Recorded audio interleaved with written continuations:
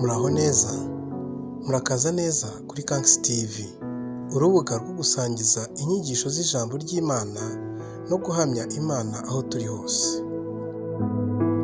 Ese wigeze wumva uhangayitse cyangwa wumva uri wenyine mu bibazo? Hari ibigeragezo dukunda guhura nabyo mu buzima, urugero nk'ibizamini, ibibazo by'akazi, ibibazo mu miryango, hirya no hino aho tuba turi hose, rimwe na rimwe biba bikomeye. Ariko uyu munsi ndakwereka uburyo ushobora gutsinda ibigeragezo byose, ukaba umutsinzi mu buzima bwawe ukoresheje kwizera Imana. Reka dufate Bibiliya zacu, dusome muri Yesaya ibice 41 umurongo wa 10. Haranditse ngo, ntutinye kuko ndi kumwe nawe, ntukihebe kuko ndi Imana yawe. Nzajya ngukomeza, ni koko nzajya ngutabara, kandi nzajya nkuramiza ukuboko kw'iburyo, ariko gukiranuka kwanjye. Dusubiremo, ntutinye kuko ndi kumwe nawe, ntukihebe kuko ndi Imana yawe. Nzajya ngukomeza, ni koko nzajya ngutabara, kandi nzajya nkuramiza ukuboko kw'iburyo, ariko gukiranuka kwanjye.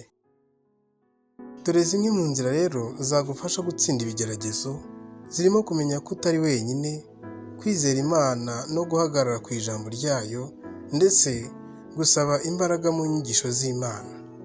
Iyo tuvuze ko ugomba kumenya ko utari wenyine, ibi bivuga ko nta kigeragezo na kimwe kigomba kukunesha igihe wemeye kwizera Imana. Ntugomba kandi kwigunga mu bihe bikomeye. Niba uri ku ishuri cyangwa ku kazi ukaba wumva ibintu bikugoye, ujye wibuka ko Imana iri kumwe nawe kandi igufasha gutsinda. Ugomba nanone kwizera Imana no guhagarara ku ijambo ryayo. Ndagira ngo nkubwire ko kwizera si amagambo gusa, bisaba guhagarara ku ijambo ry'Imana. Ese ushaka gutsinda ibigeragezo byawe? Nyabuneka tangira wibuke amasezerano ya Bibiliya. Wibuke ko Imana idashobora kukureka. Tekereza ikigeragezo nk'uruhare rwo gukura mu kwizera. Soma ijambo ry'Imana cyane nk'iri ngiri turiho ryo muri Yesaya ibice 41 umurongo wa 10, nibura buri mu gitondo cyangwa nimugoroba cyangwa igihe icyo ari cyo cyose, ariko ugerageze gusoma ijambo ry'Imana. Nyuma y'ibyo nurangiza wihanurire uti, Imana iri kumwe nanjye, nta kibazo cyamfata. Ibi bizagufasha kugumana umutima utuje ndetse no gutsinda mu buryo bw'umwuka n'umubiri. Ikindi cya gatatu, ugomba gusaba imbaraga mu nyigisho z'Imana. Uti gute? Icy'ingenzi, ntugahagarare ku bitekerezo byawe gusa, cyangwa wumve ko wakwirwanirira cyangwa ufite uwagufasha ngo wumve ko bihagije. Oya rwose. Ahubwo gusenga no gusaba ubufasha bw'Imana bizagufasha mu bihe bikomeye. Niba uhangayitse, fata akanya, uhagarare usenge, ufate amagambo nk'aya ngaya turiho nk'urufunguzo rwo gutsinda. Gana ku musozo.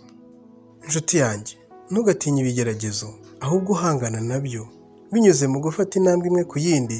Ushyire imbere kumenya ko utari wenyine, kwizera Imana no guhagarara ku ijambo ryayo, ndetse usaba imbaraga mu nyigisho za buri munsi.